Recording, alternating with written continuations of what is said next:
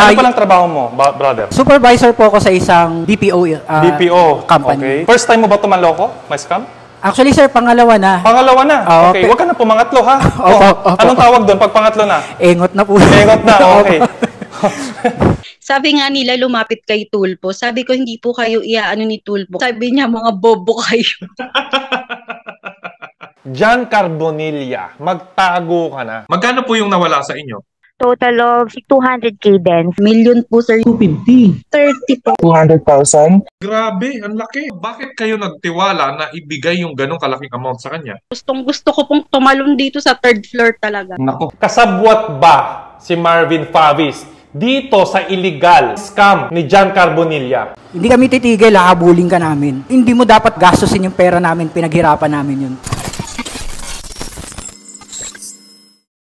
Yo, what's up? Brandon Labrador here. Kumusta po, Pilipinas? Ngayon po ay pag-uusapan natin ang isang issue ng scam ng isang nagngangalang John Carbonilla. Ang pangalan ng app na ginagamit nila ngayon ay CryptAce. Ito po ay isang public awareness. Paano nyo po ito nalaman? Actually po, nag-observe muna po kami. May isa akong friend na data analysis din, tapos nagdigdig siya, tapos sabi niya sa akin na parang ito, okay to, kaso lang yung ibang platform hindi okay kasi nga hindi kilala kung sino yung may-ari. Pero ito ngang CryptAce, nagla-live kasi siya daw sa TikTok, tapos may gagawin siyang office. Tapos sabi ko, sige, try muna natin din na i-observe ng 1 week kung halimbawa may mag-payout. So nakita po namin na mayroon namang nakapaglabas, tapos ang daming mga, lalaking mga pera eh. Mismo si John yung minessage ko. So sabi niya, ma'am, okay dito. Tapos ang kinagandahan dito, kapag ang nilagay mo is 50,000 above, maglalabas sila ng PDC tsaka contract. So may assurance ka talaga about dun sa company, sabi niya gano'n. Ngayon ma'am, to confirm, hindi nyo na makontak kahit isa. Pati website nila wala na. Wala na po. Simula po nung nalaman, di nag-post ka. Tapos in-screenshot yun, pinusun sa GC. May mga doon, syempre may mga dami account na kasabot nila eh. Doon na na-delete kasi okay pa po siya ng whole day. Pinost ko, nakita nila yon. Doon sila nagtago na lahat. Yes, nag-delete na sila, tapos yung ibang GC pinostan din nila, parang hindi mo na ma-retrieve, hindi ka na makaka-scroll yung mga backread, pinastop na din po nila yung pati yung page, pinastop na din po nila yon. Naka-post na rin po siya. Bakit kayo nagtiwala na ibigay yung ganong kalaking amount sa kanya? Siguro nagtiwala na din kasi based on yung mga post, talagang nakakatiwala naman talaga. Mga paraffles niya, dumarating naman. And I have contract. So, meron akong 4 contract. And so, talagang nagtiwala ako. Came up na yung mga promos nila na yung Quantum and then yung mag-open yung office. So, parang may SEC pa sila? Parang may mga ganyan sila, no? Ganyan yes, yung may pinakita silang DTI. So, naniwala naman kami about doon. But per checking daw, it's fake. Fake yung SEC niya? DTI? Fake? DTI, yeah. Yung may mga nagko-comment pong members na fake daw, pina-check daw nila yon. GC ko lang din nakita na yun nga daw, it's fake daw yung DTI na yon. Pero ito para sa mga nanonood, awareness din. Kahit legit yon, kung mali pa rin yung tao, i-scamin pa rin yung pera ninyo, wala rin kayo magagawa. Kasi marami ngayon, ma'am, na kahit SEC pa yan, nang i-scam pa rin. Minsan nga, yun yung ginagamit nila para mas makuha yung tiwala ng mga potential na lolokohin nila. Ilan ang miyembro nyo pala, ma'am? Yan sa niya? Sa page po namin, sa FB page po, 3.8K po. Kaya po nag-celebrate ng 3,000, nagpa-raffle pa po siya nun. Anong ni-raffle niya? Mga air fryer, TV. May mga pera pa po. Tapos, pag nagpasok yung invite mo ng malaki, may points po yun. Kada 1,000 po may 1 point.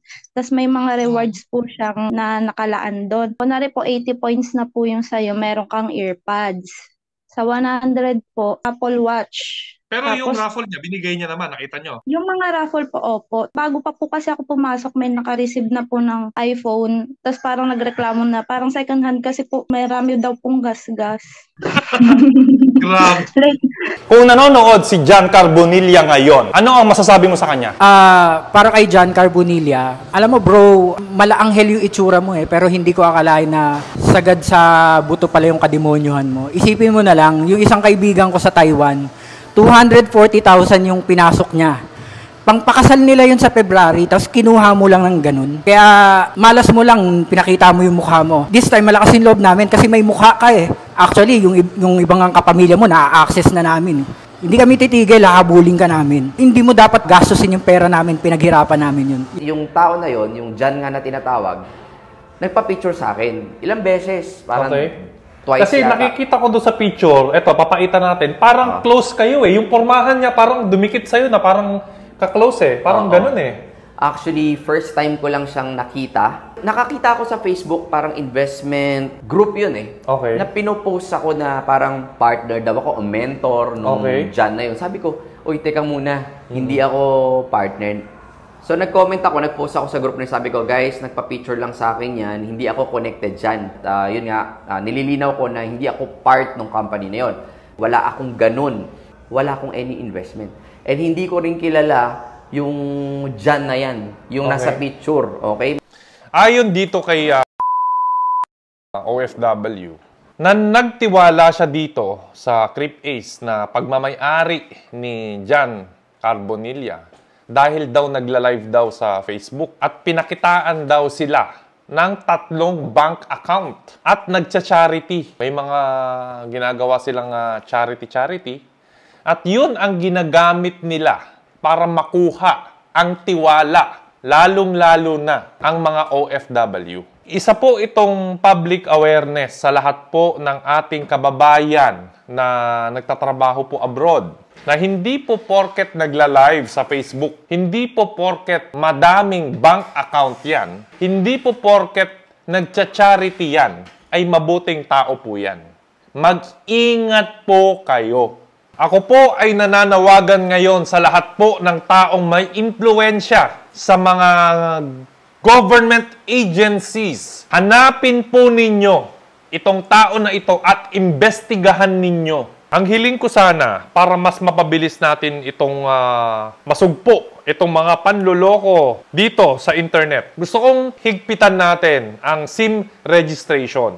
Okay? Higpitan po natin yan. Tulad ng mga online lending at iba pang pangloloko online, yan ang tingin kong solusyon. Tapusin natin to. Makikipagtulungan ako, gamitin nyo ang platform ko para magpakalat ng awareness sa mga kababayan natin para maiwasan na po ang mga ganitong sitwasyon. Pangalawa, sana magkaroon po tayo ng isang ahensya dito sa internet na mas mabilis makapagreklamo.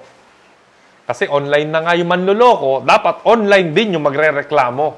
At sa lahat po ng biktima, huwag po kayo mag-alala at makikipagtulungan po ulit ako sa mga government agency para matigil na po ang mga ganitong gawain.